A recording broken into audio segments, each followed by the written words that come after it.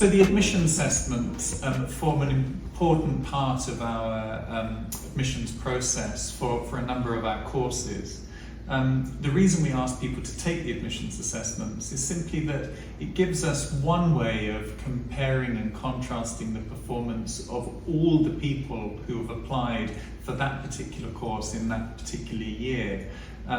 We get applications from people from all across the UK, but also from all around the world. So it's never the case that everyone who applies to us for a particular course has taken exactly the same school examinations.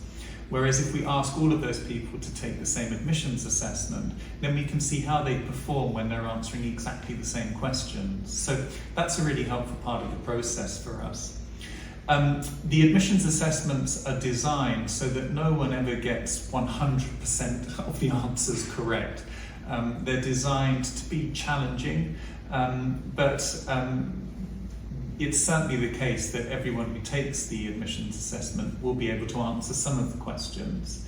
And if you're applying for a course that has an admissions assessment, and the web pages will make that absolutely clear, it's just important to be aware that there are two different types really. For some courses we ask people to take the admissions assessment before we decide who we're going to call for interviews. And for other courses, we ask them to take the admissions assessment after we've decided who we're going to call for interviews.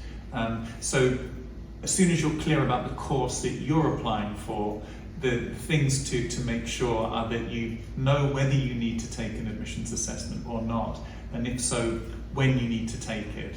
But all of that information is available on the web pages, so that's really the best place to go for the detailed information about these assessments.